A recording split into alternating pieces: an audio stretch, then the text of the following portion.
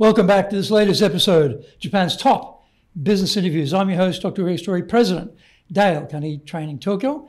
My special guest today is G. Watson, who is the Representative Director, CEO of McCann Worldwide Group here in Japan.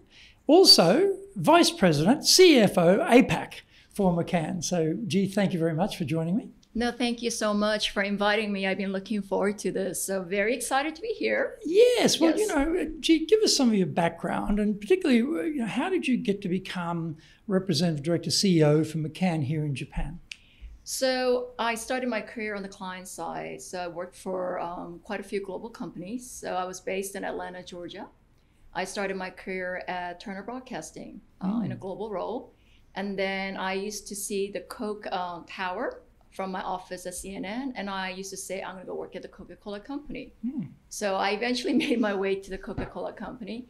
And then from there, I was there for about 10 years in various roles, but ended up in the marketing role, managing all the advertising agencies globally. And from there, I got recruited by the CMO of Samsung, and then I had an opportunity to go work for him, based out of Atlanta, but my office was in Jersey. At the same time, my team was in Seoul. Wow. So okay. I traveled. That's complex. Yes, it was very complicated. So I was told that I could work from home, but then it really was 100% travel, and it was travel to Seoul mostly and all around the globe, going to different offices. Are you able to speak Korean? I speak Korean very well. So you're native speaker of Korean, so that was useful in Seoul. Yes. So for me, when I went to Samsung, it really connected me back with my Korean roots, and it really had me go back and learn a lot about the Korean language. And I used to watch a lot of Korean dramas so I could improve my Korean. So my Korean became a lot better. And I remember I was presenting to the Samsung executives, all Korean men. And I said, I can present this in perfect English, or I can do it in broken Korean. Which one would you prefer? And they said broken Korean. It's really interesting. Yeah, so my dad was very proud when he found out that I presented this whole business presentation in Korean. So. Is that because you were born in Korea, grown up, and then moved to the States, or you were growing up in the States? Or? I was raised abroad because my father was a Korean diplomat. Oh, yeah, so you're traveling all the time. Yes, I grew up in different countries, and my father was based mostly in Jakarta, Indonesia, and Cairo, Egypt. Wow. So I had an opportunity to Muslim posts, actually, too, because both Indonesia and Egypt, Muslim countries. So, and then, it's because for the type of work that it required him to be in the developing countries at that point. So I went to American schools in both places. And then when I was in Cairo, Egypt, I went to American University in Cairo, and that's where I met my husband, who was an American, a student who was doing a semester abroad. Right. Yeah. So, and that's how I ended up in the U.S. Prior to that, I did not live in the U.S. Right. Yeah. Right. So your life gets changed in many ways, doesn't it? It's very interesting how the life just kind of takes you to different places. Yeah. And did your parents speak Korean at home? Did they encourage you to speak Korean? My parents were very busy with their diplomatic service, so they were hardly at home. Right. So they spoke to us in Korean, but in Korean traditional family, there's not much dialogue going on between children and parents. It's more like them telling you what to do. This is what you got to do. This is what you're going to do. Yeah. So when I went back to Korea, when I was 13, and I did not speak Korean at all because I could understand, but I did not speak. So I took a year off just learning the Korean language from elementary. So after that 1 year experience, I said, I will never forget this language. And also, I guess, if, the grammatical structure of Korean and Japanese is identical, and so if you've got the vocabulary and you've got the pronunciation, I'm guessing for you to bridge from Korean to Japanese was probably relatively straightforward as well. Yes, it should be, but I made a mistake because I've been taking some private lessons to learn Japanese, and I was learning English. And that really, I should have done it in Korean. I should have had a Korean teacher come. I think if I was learning Japanese with a Korean teacher, it would have clicked better in terms of, the language, the grammar is pretty much the same. All right? And they're very similar words as well. Oh, I see what you mean. Yes, so their instruction mechanism. Yes. Yeah, because I'm learning in English. There's tons of Koreans who speak English here. There's all the Zainichi. People who've grown up here. So I'm sure we can find a teacher. Yes, I'm still working. I'm using Duolingo now. Okay. Yes, right. I am like a diamond level. I'm very competitive in Duolingo. Very, I can't imagine that, right? Yeah, So okay, so I love that. We'll take the broken English at Samsung, and then what happens after that? So after that, I took a year off because there were some personal things. My mom passed away during that time, so I took a year off just to kind of go through the processing of losing a parent. And then I got a phone call from Ogilvy, a colleague of mine who was, I was his client when I was at Coke, and he called me up and said, "What are you doing?" I said, "Well, I'm just kind of hanging out, relaxing." He goes, "How about coming to the agency side?" Yeah, so I was like, that could be interesting. So, and I said, "What is the role?" And he's like, "Well, it's a finance role." And I was like, "Is it okay if I don't have experience?" And like, "Oh, you can do this job, G. No problem." An accounting degree, though, right? I have an accounting degree. So that's not that big a stretch, is it? It's not a big stretch, Right? because I do have the accounting degree. And, I did pass the CPA. I've done all this. Well done. Things, Congratulations. but That's great. I've always worked in a marketing role for some reason. And when I got my degree, I realized I did not want to go into accounting, a finance role. I liked the marketing, but when he called me up and said, "Would you be interested in coming to New York and, working for Ogilvy?" I was like, "Sure." So I went there and I ended up getting the role. So, yeah. Well done. So then I moved to New York and I was at Ogilvy for about 8 years. And then and McCann was calling me because the global CFO at that time, I was his client when I was at Coke too, and he used to work at Ogilvy when we first met. So he was contacting me every year to see if I'd be interested in changing the agency. So after 8 years, I was like, yes. So then I went to see him, and the first thing he said was, "What would you like to do?" And I said, "I would like to go abroad." I said, "I would like to go to Asia." He goes, "Where?" I said, "Japan may be not a bad place." So that's when the role happened. So I went to work for McCann World Group in a finance role, and a year later they relocated me to Japan as a CFO for APAC. And then my role was really managing the 12 markets in APAC financial stewardship. But the president, I don't know if you met Charles at that time. Charles Cadell was the president of APAC and McCann World Group president. He was based in Japan, so that's why I ended up here. Oh, I might have met him then. Yeah. I may have met him. Just trying to think. Yeah. Yeah. So that's why, I ended up here. Then since I'm here, I started working with the team. And one of the big projects I got from the time I arrived here was renovating this entire space. Yeah, and you've done a fantastic job, by the way. When I came in, I've been in this office maybe, I don't know, from maybe 10 years. Do you remember what it looked like? Yeah, I remember what it looked like. And then recently I came.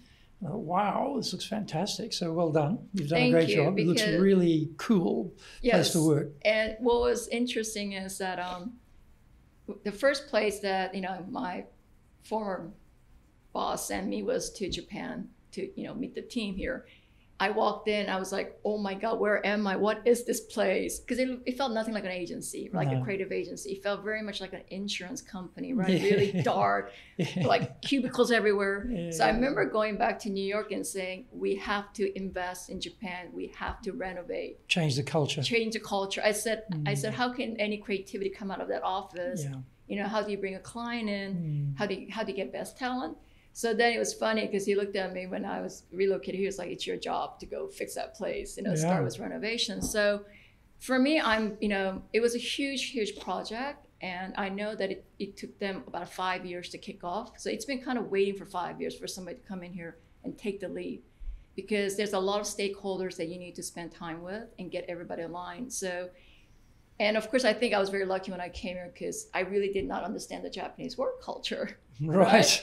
I just assumed, oh yeah, of course I can get this done in a year. How difficult could it be? How hard can this be, right? It's only fit out. Yeah, I mean, it's like a renovation, right? How difficult is it? So, but when I came here, I realized how challenging it was because there was too many stakeholders, and it's hard to get alignment because everybody has very different 10 people and 11 opinions type of problem, And also, I remember the first time I had a meeting with the project manager who we hired from outside.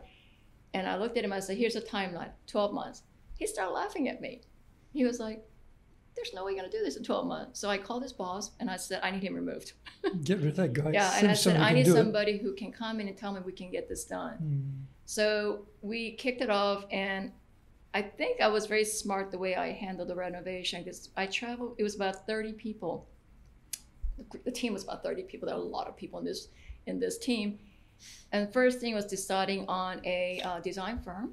So we went with a very small boutique design firm out of Nagasaki, I think maybe Hiroshima. Hiroshima. It's a very small, and I think they're becoming very famous now because they're doing a lot of the bigger projects. So, and we love the whole concept of how do you bring the West and East together and bring outside and inside together. So that's how this whole thing was formed.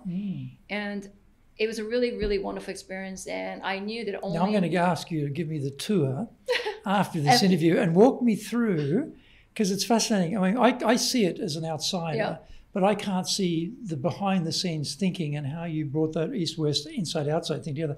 That sounds fascinating. So, yoroshiku onegai itashimasu on that one, okay? Yes, I can share. And every piece of material you see, we chose. Like everything was selected, right? The walls, the floors, everything in the desk. So it was very intense. We finished in a year and a half. So, you know, it was, I think I remember when we had this grand opening of this office, I knew we were going to change. We were going to transform, you know, as a company. And that's what happened. I mean, this whole, as you say, trying to have people be creative, have an environment where people are encouraged to be creative, feel they can be creative, have interactions, you know, have space, because it's got a great sense of space. I remember before it was quite cluttered and tight, and now it feels very expansive. So I guess that must have an impact on the mind.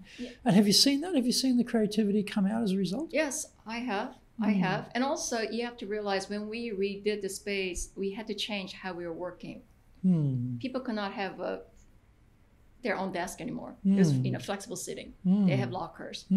So it is really changing the behaviors as well, right? Because everybody's used to having a desk. They come to every morning. So not everybody switched over. No. So the agents, because the agency that switched over was McCann and MRM and Kraft.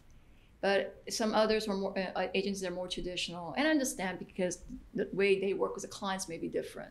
You know, there's a lot more paper. And they need a space that they can come every day.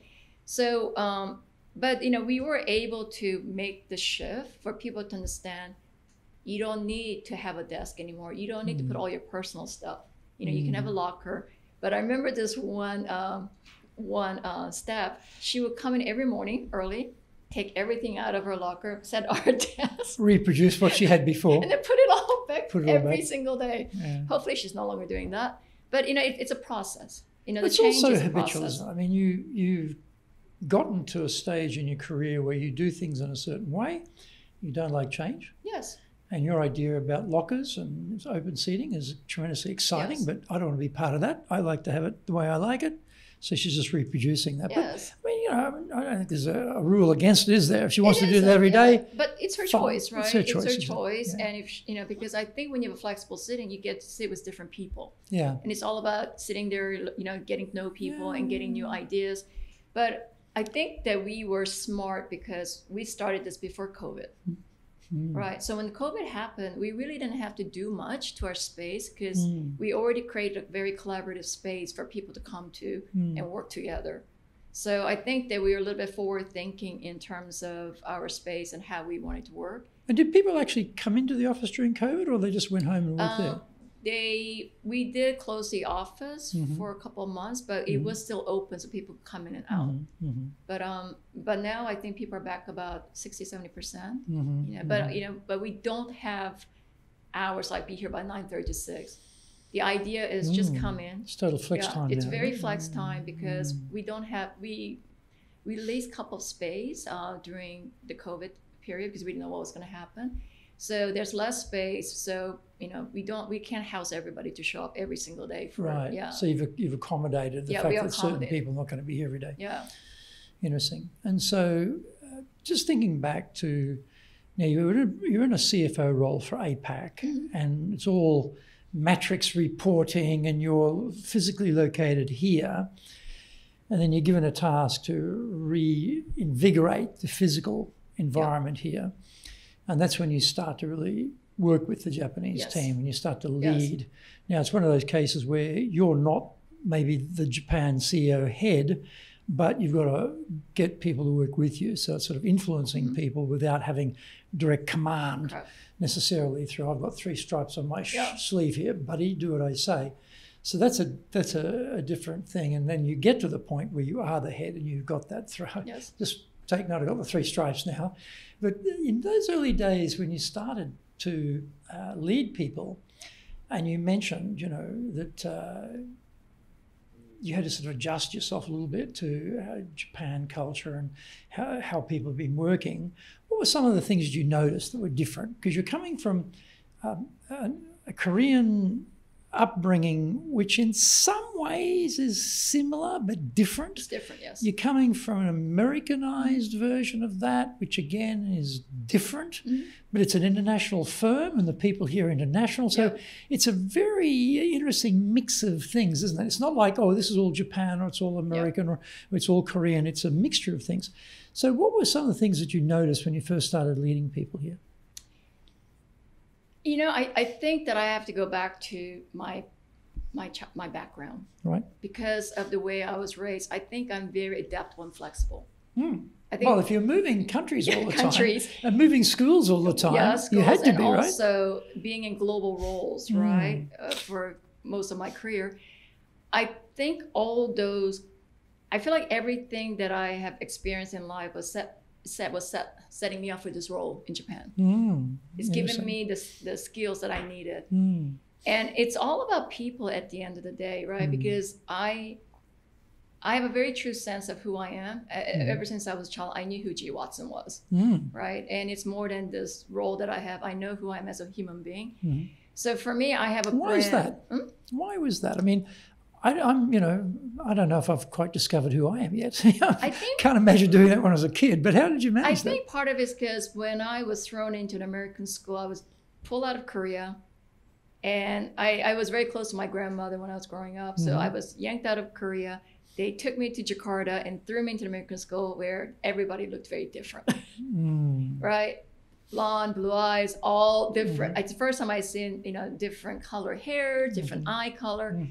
And I think when you go through that experience at a very young age, it has to toughen you up, right? You have to have an identity. You have to be strong to coexist in a very, very uncomfortable places. And you have to command your own space. Yes, you have to command your own space to survive, right? So I think that's where it all started. Because I remember when I was young, I was like, my parents were very late to picking me up. I don't know why they would do that, typical parents. Yeah, they were busy. I remember sitting there going, oh my God, they left me. Like they're never coming back. So I think all those experiences just makes you stronger. And for me, I just know who I am as a person. And for me, it's all about being a good human being and knowing what's right and wrong. So for me, right and wrong is very black and white. Yes, I don't really move. I mean, there's not question. If I look at a situation, I know what I need to do to be on the right path. So when you have a very clear conscience, right? And I think that's what keeps you on the right direction about everything you do. It's interesting, you say that because you're in an industry. Yes. There's no black and white.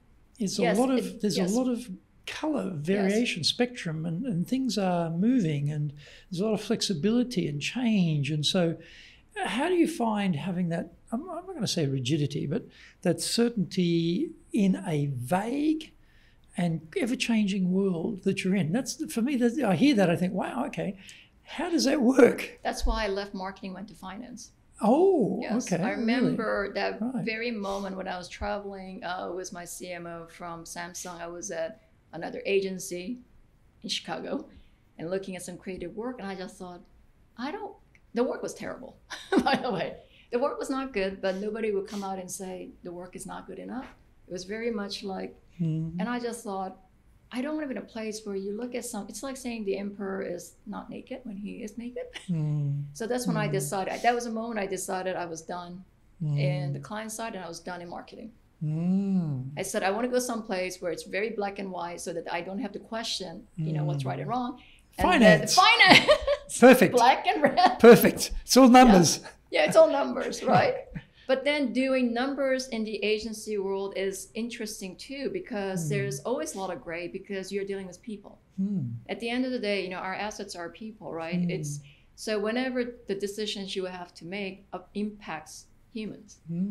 So you got to have some empathy, and empathy is something that I have worked on for like 20 years because that was one of the skills that I had to improve. Because coming from a very, because my parents were traditional but not traditional, because they were very westernized as diplomats, but they had very much a Korean upbringing for us. But you just have to sit down and think about what is the right thing to do in terms of, because you're always at conflict, right? Because and then you're thrown into like a American school where it's very different, very a lot more freedom.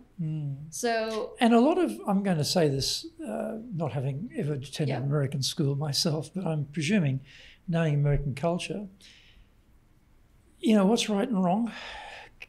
Can be some various opinions on that, I imagine, and the people you're growing up with, whereas maybe you're coming from something a bit more certain, like it's very clear to you, it's here or it's there, that's it, there's no vulgarity. But I'm imagining in that type of environment, there is a bit of flexing around what's right and wrong. And so, that again must have been challenging for you growing up to realise, well, hang on, no. Then you have to ask yourself, well, am I actually right or are they right? I mean, you must have been challenging yourself there to work out, command your own space, what that actually meant. But I think what happens is, I think it's a life journey experience, right? Because something happens as positive outcome, it's kind of reinforcing what you're doing is correct, right? Because it has worked for me for the last 25, 30 years, right? I've been always on this path. And because I am this way, people recognize me of my I guess it's my strengths or my weakness. But it can be one or the other, and they value that, right? And that's why I've had some very wonderful mentors who's brought me to this place. And and I don't know if I've been publishing some articles lately because of the International Women's Day. But for me, I never wanted a career. Career was never I ever seeked. This was not in my plan. I wanted to be a wife and a mom. That was it. Right. Yeah. So like I went to get a job because my husband told me after a year of marriage that I need to learn value of money because I never had to work. Because my parents did not believe in their daughters working, right? It was to go to good school, find a good husband, and have a family. That was it. Very traditional. That's traditional thinking, right? So that's where the traditional comes. It's traditional here too, by the way. Yeah, it is, right? Yeah. And so for me, the career path was never part of my plan, but I went to work and I realized I was very good at what I did. And I love the fact that there were just amazing people around me who saw my strength and kept encouraging me to do more and more. So they're the one who keep pushing me. They're like, you can do more. And you can. So I remember at Coke, my manager at the time came up to me and she was like, gee, she goes, I'm going to get you a coach, because I think you need a coach just to figure out what you want to do with your future. So the coach came, sat down, he said, what kind of leader would you like to be? I said, why? He goes, do you want to be leader of people or do you want to be leader of projects? It's two different skill sets. And I said, well, which leader goes further right, in their career path? And he goes, probably leader of people. Yeah. And I said, oh, okay. And I said, fine, I sign up for that one. And then he goes, well, in order to do that, you got to build empathy for people. So that is one of the things that I've been working on, because for me, because things are black and white. That's what I'm saying. That black and white empathy doesn't work well, right? It's a bit of a yin and yang thing going on there, isn't there? So because I know I was very black and white, and so that's why I was leader of a project. If you give me an assignment, I'll get it done. I may kill some people on the way. Unfortunately, I will, because for me it's about getting the project complete. You're a driver personality. I'm a driver, yes. Just like me. Yes. So, we'll take the hill.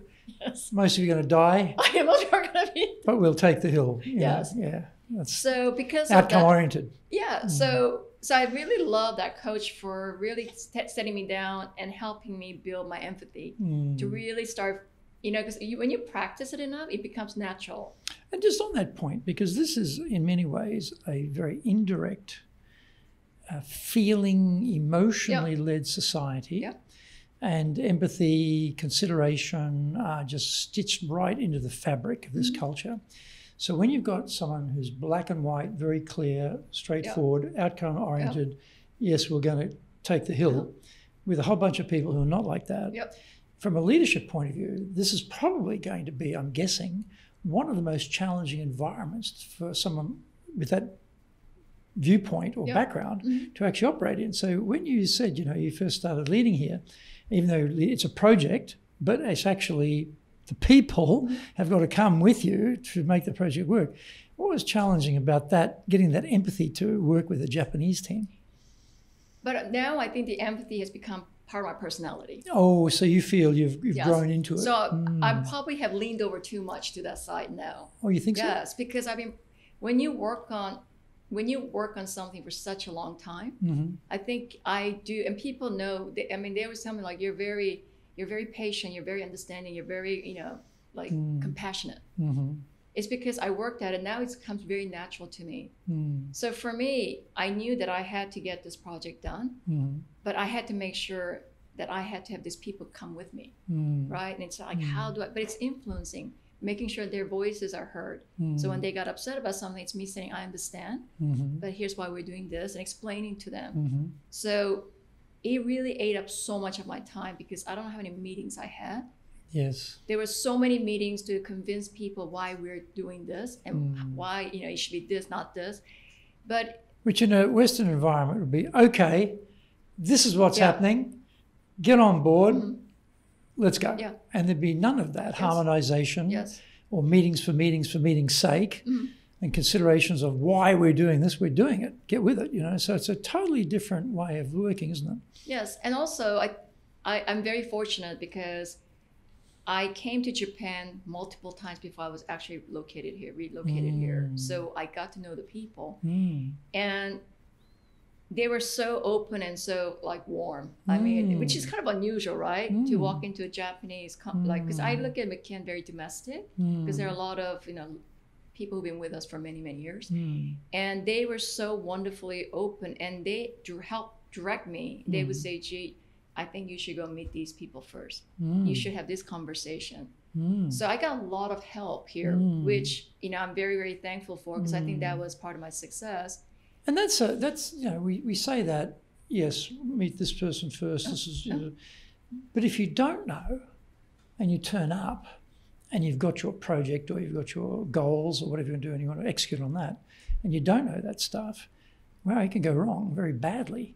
And it's fortunate, isn't it, that you actually had people on the inside pointing you how to work the system internally, I guess. And if you're landing in Japan, you don't have that. You better find someone who can help you quickly. And also I don't speak the language. No. Right? So I'm always with an interpreter, right? And they're explaining, and also the interpreters did such amazing job, really interpreting what I was saying in a very polite, probably form. And somehow through this process, I think it really solidified my position in this agency when I was able to take a very worn out office space and actually create something beautiful, where people felt like they want to be part of, it's very creative space. And then also we kind of ran out of money. Because everything always costs Japan, more. That would not be hard. Anything with a fit out in Japan has got a lot of zeros attached to it. Yes, and also when the budget got approved, the yen was much, You look at these things, you go, how can a door cost that much money? You're like, why does door cost that much? Yeah, so we ran out of money, so then I had to go to New York and, and have a conversation with IPG and get more funding. So I came back with more funding. And so you're like a hero when you did that, I'll bet, right? They're like, oh my gosh, she actually got more money. She got more money. But it was all that pieces of it because I think I was so committed to this, the employees here having a beautiful space where they feel proud to come in and also do great work, right? So, how about when you went from being the CFO role to the actual CEO role? Because again, you're coming in with a project and you execute on the project and you bring everyone with you. That's one aspect of it, right? But they're not reporting to you. Now they're reporting to you. And that's a different hierarchy, a different role. So what was that like? And again, getting people to see you in a new role, and they know who you are by now, which is good, but it's a different role. So how did you bridge that role change? For me, I don't think there was significant change because I kind of operated in this role. Because I'm not a typical finance person because of my background being in marketing. And for me, I look at my finance role more operationally. I've always have. So I don't just tick and tie. I'm always looking to find solutions, right? Because I don't like to say no. My answer is no, but here's a solution for you, right? So for me, I'm told by others as well that I'm not a typical CFO, and I'm not, and I know that, because I've been more in the marketing creative space during my career. So I know that because that I do have more the marketing, the creative side, and people see me for that.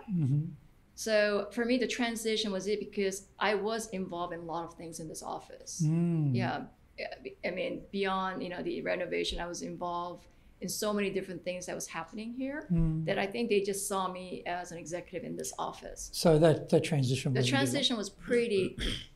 I mean, when the role there was an opening, it was our chairman, Namiki-san, a very senior, I don't know if you met him. He's been with us. He was with us over 50 years. I must have been. Yeah, Namiki-san. He recommended... I was so shocked because I was on a call and he's like, I think G. Watson should be the CEO. And I was like, what? Like, what?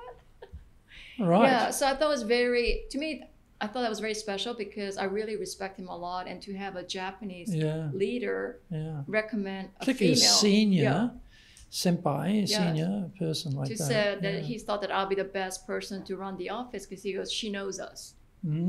She knows this office, she knows us. So it'd be a very easy transition for her to have this role. And if you think about it too, it makes sense because you do know the people, and you send someone in from outside, you're going to have at least a year and a half as they, try and work out which is ways up and which ways down, and then try and understand how they have to change what they want to do to get what they want to get as an outcome through the filter of Japan's culture and language and practice, business practice. And then they've got probably another year and a half, 2 years left on their post, and they're off to another country. So you're coming from inside the castle. Yes. Yeah, I can see why that would have been a very sound move. And also, I have relationships at global, I have relationships at the regional. So I think it was nice for them to have somebody who had those relationships, right? Because a lot of times Japan is kind of out its own. And often Japan makes itself on its own too. It's they get the castle, right? A Japanese castle has a big, deep moat right around it to keep people out. And that often happens, doesn't it? Yeah, but I think they saw the benefit of my relationship with global because we were able to get things done faster, right? Because all I would do is send an email or something, they will respond because, because that's where I started. They know who you are, they know who I am. They're the one to send me here. So I think all those things, but it's still hard. I mean, working here in Japan is not easy, but I'm entering my 9th year. So I think that's another thing that shows my commitment. I didn't leave within 5 years. No. Yeah. And you didn't leave during COVID either. No, I didn't. Which, I didn't get on a plane and go anywhere. I stayed right. I stayed here. And I did it on purpose because I said, team needs me. We'll do this together. And the same with the earthquake too. I didn't go anywhere with the earthquake. I stayed. I looked at what happened with Chernobyl. I worked out that, 30-kilometre zone is toxic. We're 150 kilometres away. Okay, we had a nuclear cloud pass over. Couldn't drink the water for weeks or so, but eventually it went by. So I think those sort of things shows your commitment to the team. In terms of when you've got a very broad range of experience like you have, and you also got a very determined mindset about things. Did I say the words black and white before? Yeah.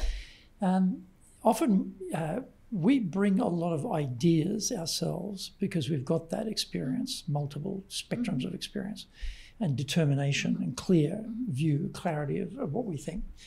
But what about getting ideas from the team? Haven't we found to get ideas from the people in the team rather than you look around, you realise, oh, hang on a minute, I'm the one generating all the ideas here. Why is that? Something wrong. I shouldn't be doing that. I need to get their ideas. What have you found works well to get people's ideas to come out? So for me, I've been able to bring in some new talent, and it's been really nice because I operate in a team environment.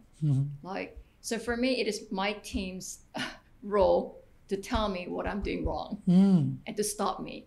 Because for me, part of me is I still have that project leadership where I need to just move forward. So usually I have some really good people around me now who says, G, that's not going to work. So they stop me and they're like, here's what we recommend. And I'm like, okay, that makes sense. So I think it's for me I need people who can stop me to say, let's think about this 2 more times, or here's a different way of doing this. Because if you do that, it's going to crack this part of the agency, right? We're going to have issues. So for me right now, I've been very, very lucky to find some really amazing talent to come in the last 2 years who's really they're helping me with the transformation here right now. And, we're still not finished. We're still doing quite a few more things now, but I have an amazing team right now.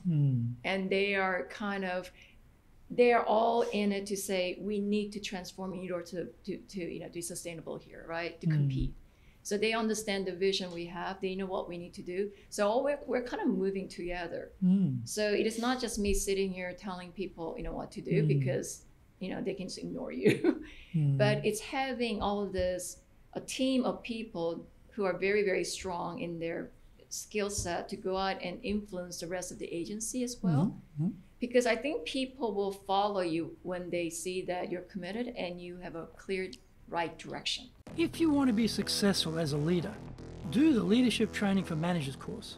All companies need people who can both manage and lead.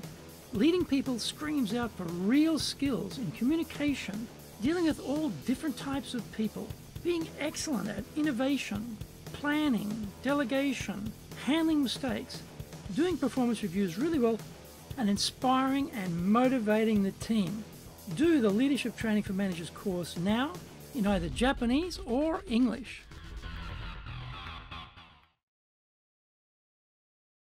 Are you doing business with Japan? Do you really know how things work? Japan Business Mastery provides the answers. Do you have the right networks and know how to create them? Do you know how to get on the same wavelength with Japanese buyers? Do you know what being trustworthy looks like from the Japanese perspective? Japan Business Mastery is based on more than 30 years' experience in Japan and will become your go-to guide. Want to succeed in Japan? Buy Japan Business Mastery now. Also, I guess when you're including people in the process of coming up with the ideas, there's an ownership on their part, which leads to a quicker, more effective execution piece too, doesn't it? But have you found, you're a creative house, and so I'm guessing that you've come up as an organization with some pretty cool brainstorming, ideation methodologies. Is there anything particular you found works well in Japan? I think what we are doing more of is trying to be more probably transparent and communicate more and have dialogues with people so they feel more comfortable in expressing or sharing ideas. So we have a head of McCann Worldgroup Creative, ECD. Sorry, what's an Kaz, ECD? Executive Creative Director. Oh, okay, yeah, right. Yeah, Sorry. So we have now World Group ECD who oversees McCann, MRM, and Craft. And he's been charged with driving creativity for me in this agency. Right. Okay, so the kind of things that he does now is he will throw a hacking system of creativity, like, here's I'm thinking of, can you come up with ideas related to this? So then we get ideas from everybody. But how do you do that? Because the reason I ask that is that for a lot of companies, they poo-poo ideation, they poo-poo brainstorming, it doesn't work, we don't get any good ideas, blah, blah, blah. But often the way they do it is determining why they don't get the results, because they don't understand how to do it. So I'm always interested in what people have found works well and the how, because you say, we're getting ideas, but how do you get those ideas? It's starting with the culture. How you have to change the culture first, right? because I look back where we've been 2 years ago when I first took this role, coming out of COVID and all that till now. For me, I'm trying to bring a culture where there's less of the hierarchy, you know, where people feel that they can come talk to me, they can come talk to the leaders. And what was important to me was, so how am I going to change this culture where people feel more relaxed to, you know, to express themselves and not be just, you know, bowing down to the seniors and all. So for me, the first thing was just having regular town halls just to communicate to people what was going on. And for me, it was to not talk about how good we're doing business, how bad, but it's more about here's a business result and let's talk about our work. Let's talk about our clients. Let's talk about the creativity. What can we do to drive? So I think though, when I have a team, because I have about 7 of us as leaders who get together, and we're always together when we do town halls because everybody has a role to play. I have a head of HR. Her role is to drive creativity within people, right? How do we attract talent? How do we retain talent? And then Kaz is the creative lead who talks about, you know, coming up with new ideas. And then, you know, Yoichi, who's my CFO, is all about efficiency. How do we drive more efficiency by using, you know, new tools? And now we're learning a lot about AI, what AI can do. So Kaz is really doing workshops, just kind of doing different workshops in AI. And then and I think through those town halls, at the first town hall was really weird. People didn't know what was going on. They were very uncomfortable because, and when our new president of McCann came in and he attended this town hall for the first time, he looked at me, he goes, gee, this is a very different type of town hall I've ever attended. He goes, it's very American. And I said, really? He goes, yeah, it's very different. Because I wanted to make it. And is that because people are restrained and muted and observing and passive and absorbing, but not processing on the spot or not coming up with questions, not being interactive? And that's very typical. It's like silence, right? There's no expression. Usually people go up, they present for hours, and then there's no questions and they leave. So what we do, so we make it more like a happy hour. So basically I told everybody, so like, go get your drink, get your food, start eating and drinking. And then we show them all the new work that's coming out. So we start with our work, and our clients. And then we, you know, and one of the things we did was we did a Q&A session. We had all the employees send questions in. It could be business related, it could be about leaders. So I think that really helps when they ask questions, we're answering them about who we are as leaders, and also showing the staff that the leadership is tight, that we have a bond, you know, we're here together leading this agency. And I think there's a sense of, I think that people really like that. When our employees see the leaders like each other and they get along and we have a vision, because I always share our pillars about here's our strategic pillars so that everybody understands what we need to accomplish and where we're going. You know, so there's no secrecy about what we're trying to do. But that whole point, you know, often in organizations, silos are led by very powerful individuals who use their silo as a weapon to help themselves move to the top. And they weaponize their silo against other silos, you know, like the typical one is sales and marketing or everyone in IT, you know, type of, that tension is there. And so not having people talking down about other sections of the company is very important in terms of the esprit de corps, the culture you're building. And this is something that when we did a study on what gets people engaged, one of the elements was that the people believed in the direction of senior leadership. And if the senior leadership are bickering and one up each other and politicking, very hard to believe this is the people you should follow. So that unity of the leadership group, very important for engagement, we found, in terms of the study, in terms of getting on board. So that makes sense. Yeah. So I think that unity is so important, and because this team is who is going to help us take this agency forward. Because unfortunately, I will not be here forever, right? I will have to hand this role over one day. So I want to make sure that when I do leave, because eventually I do have to leave sometime, I want to make sure that I have a very strong team here who can continue this and really, you know, grow the company going forward. So that's why, you know, it's important to have the right people to take on, because it's Japan. It's Japan for Japan, right? We need. So for me, you know, coming after living here for a long time, I realized the people that I want to bring in is really Japanese who are bilinguals, who are going to be here a long time. Bilingual and bicultural. Yes, bicultural, yes. Who have experience living maybe outside, work for MNCs. So, and those are the people that employees that who have come in. And I think it is adding quite a bit of diversity to our the staff population. So it's been really nice because it's different thinking, right? And like our HR comes from a tech background. So, you know, it's really nice to watch. She's like, wow, you know, because things move a lot faster, right? So she's able to come in here and help us really look at our policies and figure out what's outdated and how do we modernize our policies as well, right? You know, benefit. Everyone will go to lunch between 12 and 1. It's in the work rules for a lot of companies. I mean, it's that specific, you know. Yeah. That's why you go to a restaurant at 1 o'clock. There's no one there. Because everybody, Everybody's already been to lunch. Yeah. But I think COVID has changed Japan quite a bit. So I think we have a little more room to be to change things, right, in a positive way. So, but what have you found works well on building trust? Because, you know, anywhere in the world, any culture, any country, trust is always critical. And as a leader, you've come in through the system inside, through the CFO role. They've now picked you up and said, right, CEO. So you've got a lot of relationships here. So what have you found worked well building trust? And just coming back to your point before about black and white, you know, and learning empathy to try and be in that people leader role.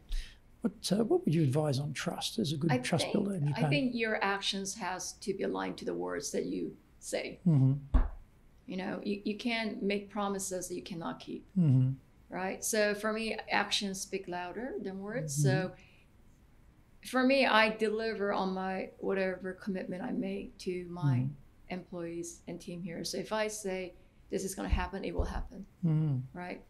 And I don't do anything. I don't believe I do anything that contradicts myself, right? So I think the trust. What about when you're wrong? I always apologize because I realized very early in my career, when you say you're sorry, there's nothing more they can do to you. If you make excuses, then well, that's true, isn't it? When you start, you know, merely mouthing what's going on and excusing yourself, and you're just creating more friction. It's more friction because even when I, you know, when I ask somebody because they did something wrong, if they say I'm so sorry, I go, okay, we can move on.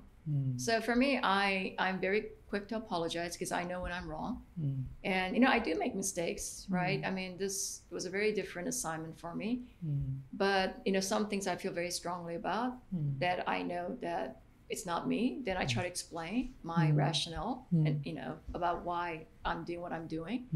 But when I'm at fault, I have no problem apologizing to fix the situation. To me, that's not an issue. Is there anything you can think of in terms of I presume you're probably the first woman leader in McCann in Japan, right? And so, you know, women in leadership, they approach it from different angles. Some try and outmen the men. Some try and accentuate their femininity. There's a broad range of options here. How do you approach it? Do you not even think in gender terms? I don't think. I've never thought of gender and race, especially like from the U.S. perspective as well, right? It never occurred to me about being a woman or Asian, right? I just never saw the difference between me versus somebody else. But as you move up, you see it more, right? Because when you start moving up, it's more men, it's usually white men. But for me, I think, like I said, I said it from very early, I know who I am as G. Watson. I think because of that, I don't need to really think about that I'm a female leader, because a lot of times, you know, when I first became the first female CEO of McKinsey, you know, our core comp, Miyoko always wanted to say, let's put that out there. I said, I don't want to. I don't want to be known as the first female CEO. I want to be known for being CEO. CEO. He's producing results. Results, right? Exactly. I don't. I said for me, I feel like that was like, no, that's not what I want to be known for. But you know, I do want to help women because I think that we do need more women in senior roles. But it's tough. Japan is hard because I can't overturn a culture, or I can't overturn something that's been in practice for you know centuries. And you know, because you know, I did help launch the IPG, you know, Women's Leadership Network here, and it was very difficult because the feedback I got from the women was they don't want a senior role. They don't. Very small number of women want to move up in corporate, right? And the women... And that's because they said they don't want to be distressed out. They think the work is too stressful. The hours are too long. The hours are Stress long. Is too the high. Stress is too high. And then... The upside is not all that great. Yeah, the upside is not that great. They'd rather do their job and be happy. Yeah, they just want flexibility. If I get married and also have children, please give me some flexibility so I can work, remote work, stuff like that. But I don't care to be in your shoe. And what do you do about that? I respect that. You have to respect everybody's choices. For me, I'm not going to sit here and say, no, you have. Come on, gals. We can do it. I don't believe in that, right? Because I think everybody at the end of the day has to make their own decisions about where they want to be in their life. And I totally understand because being in my role is tough. The battles are really, really hard. I have so many scars, but it's hard because, first of all, I'm in a room with mostly a lot of men most of the time. And men do think differently, right? And they tend to be less sensitive. So things can be said. And most of the time men will probably shake it and move on. But women tend to be a little more tender-hearted. I know who I am. I'm a female. I'm a woman, right? So I am going to feel things differently. But it's tough. It's really hard. There are moments where you're like, I don't know if I can do this job because life is too short. And do I want to be in these battles all the time? So I do have those conversations quite a bit with myself because it's a lot of things you see when you move up that you don't get to see when you are just, working level. And particularly, I guess, if, the corporate man's world, and I'm guessing I'm Australian, so I don't work in an American, I've worked for American firms, but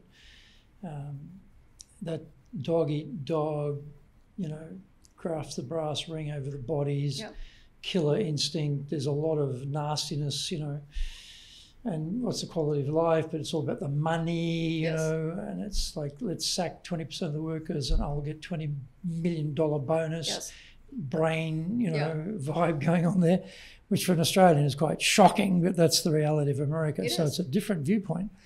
So that's hard, I guess, to swallow in some ways. So in terms of thinking about if you were going to give some advice to someone who's going to be sent to Japan, male or female, that doesn't matter. I mean, if you have different advice for a woman as you would for a man, it should be same. It should be same. Then let us know that. But what advice would you get? They say, hey, listen, gee, I mean, given this job in Japan, I'm going to go over there and run the operation, but I don't know Japan, I don't know Japanese. How can I be effective there? What advice would you give them? I think you have to be very, very patient. I think you have to have patience. And why is that? Because things do not move fast here. Why is that? Decisions are not, because nobody makes decisions. Everybody, there's so many conversations and still you may not get to a decision because people are afraid to take risks, right? Nobody wants to be the nail that comes out. They want to be a flat nail like everybody else. So I think that if you want to be successful here, you have to have a lot of patience because you will experience things you will never see outside Japan, right? And you just got to understand that Japan is a very, very different, unique place with very distinct culture. And we are the guests. We have to come here and we have to respect because it has worked here for many, many centuries, right? It's a beautiful place. People are wonderful. So I think it's having patience and really trying to understand. Try to understand before you take action. Right? And know that things will take longer. Don't get impatient, right? And know that people here know what they're doing, right? Because I think what has happened is that the language, I believe that when you don't speak good English, you're discounted very quickly by English speakers. Right? I've seen that. Well, it's not even speaking English well, even if you speak English with an accent. Even in America, if you've got regional accents, there's a whole gauge thing going on here about how intelligent you are based on how you sound. And certainly in England too, the caste system really determines the voice sound equates to intelligence. So there's a lot of assumptions going on. So I don't, I think because I see that, quite a bit is like when my team is trying to speak in, they're trying to speak in English, and sometimes it's hard, right? It's their second language. And you get, I feel like sometimes people get discounted because they can't express themselves in an eloquent way. So I think it's like, just really know that, there are a lot of smart people, right, in the organization. So get to know them, understand them a bit, and don't be in a hurry to make such fast decisions. Take time to learn, and then figure out what the right small steps. I believe in small steps. Small step is what's going to get you into making major transformation. So focus on small things that you actually have control over making, right? Where you actually have the control to make decisions on, and then focus on those small things. And then when results start coming in, even though it's small, people are going to start noticing that you are making a change in your small ways. So for me, I believe that's why, that I've been very successful. I hope I'm successful. I think I'm successful in this office, but because you do need the support of the Japanese employees if you are not Japanese. What about language? Should they learn Japanese? Should they learn Japanese? I think it really depends, right? Because it depends on the company. Because for me, we are a global company, right? And we do require English when we are talking to our global colleagues and regional colleagues. I think it depends on the company. If you're coming to domestic, of course, I think you have to, or you won't get hired. I don't think you'll be hired, right, for domestic. But for me, I make the attempt to learn. And when I say something in meetings, people get very, very happy. But I believe, I may be wrong, but this is my experience, is that because they know I don't speak fluent Japanese, when I speak some, they're so appreciative. But I think if I said I spoke fluently, I think I'd be criticized if I said something wrong. Oh, okay. Because I think Japanese have very high standards in terms of the language, right? So I don't ever want to say that I speak Japanese like fluently, because then their attitude changes, because the expectation changes. Well, I've been living here now 39 years, nearly 40 years. I would never say I'm a fluent speaker of Japanese, because I know there's so many things I need to improve grammatically, vocabulary-wise. I mean, the hardest thing for me is watching something like the NHK News at night, because in 30 minutes, you can get through a very broad range of topics with very specialized language. And some parts I can understand, and other parts I've got no idea. And I have the kanji on the bottom of the screen because I can read the kanji, because I may not understand what they're saying. But you can read the kanji. But I can read the kanji. I go, oh, that's what they're talking about.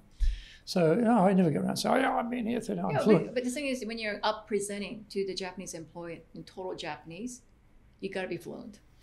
Well, yes and no. I mean, the other thing I found too, when I first started doing public speeches in Japan, I realized there was a difference between linguistic perfection and communication. Yes.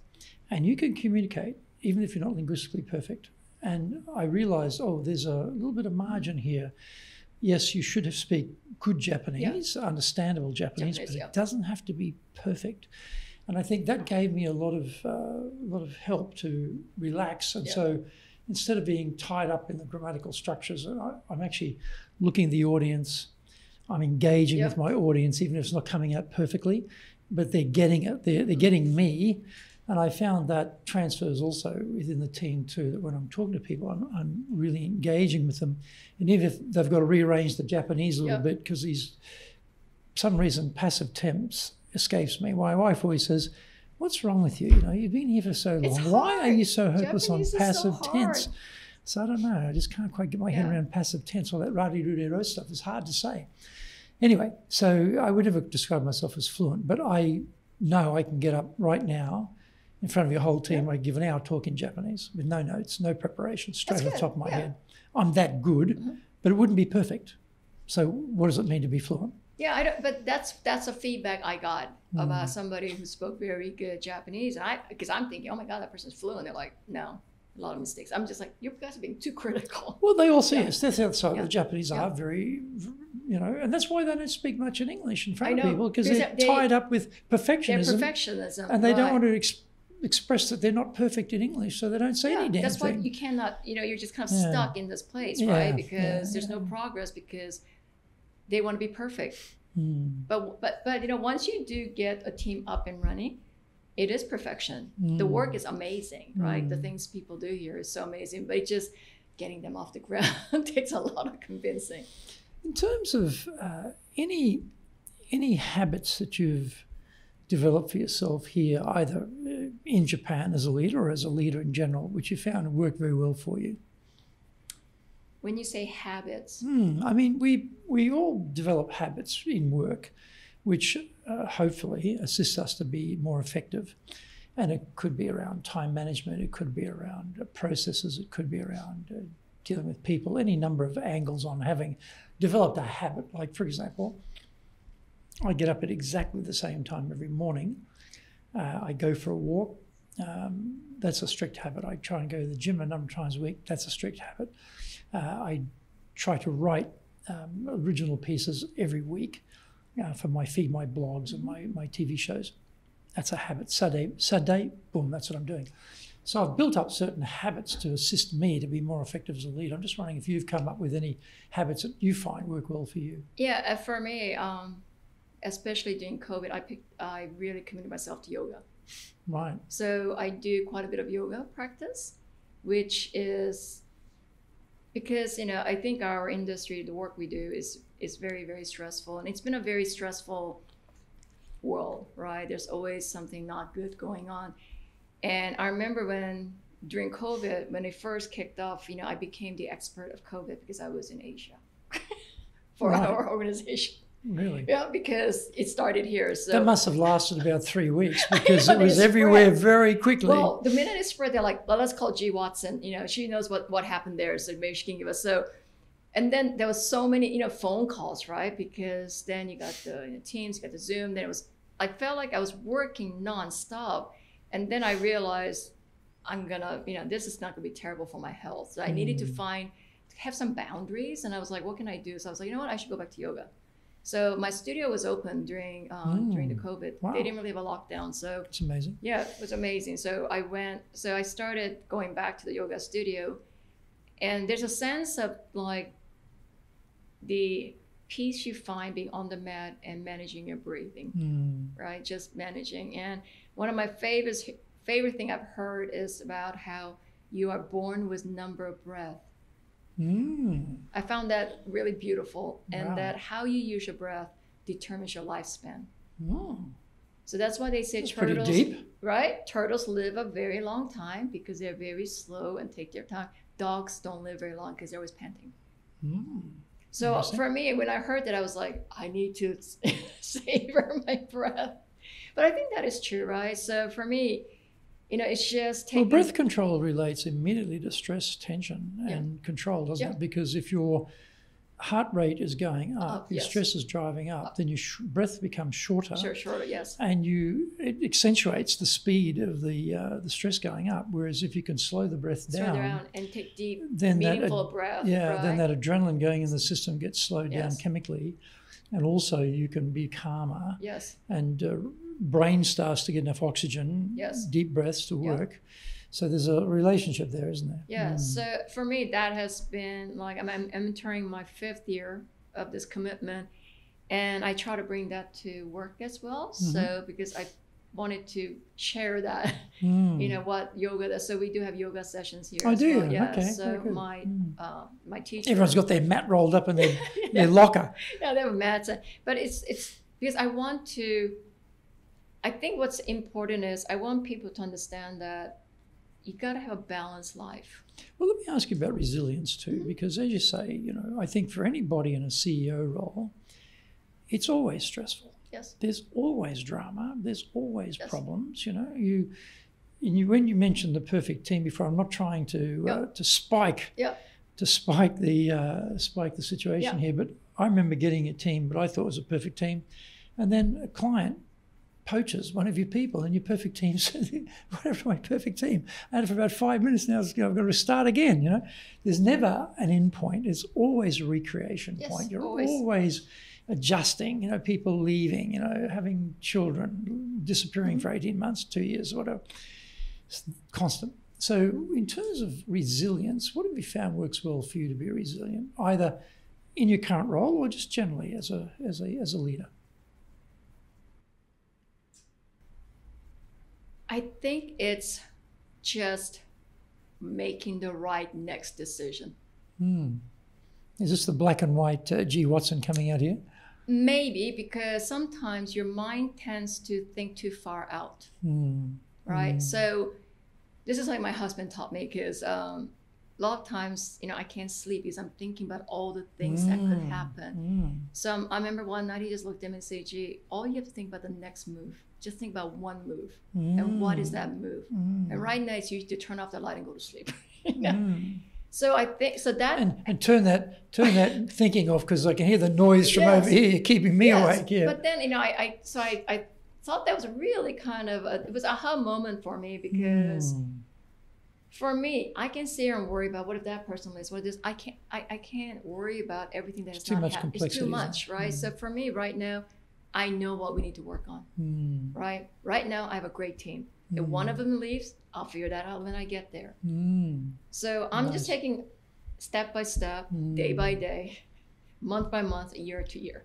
You're going to be a long-lived turtle. I am going to be a long-lived turtle. I can see that. You'll be like well over 100 at least.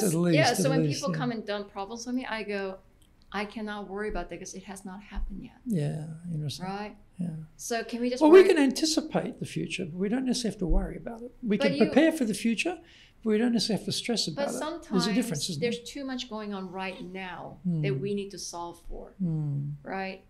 That, yes, especially in finance, you forecast, right? There's always forecasting. But that forecast is only good of what you know today. And it never follows the forecast anyway, in my experience. Right. I've never had a business plan which actually ever damn well worked out the way we planned it. Life is a snapshot of today of what you think is going to happen.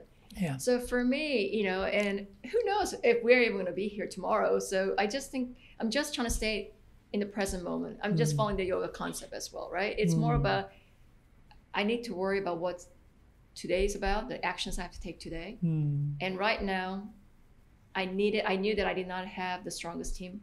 I needed to make some changes. I made those changes. It took time. It was not an easy change. Now it's slowly coming, and everybody's starting to feel this momentum. Right?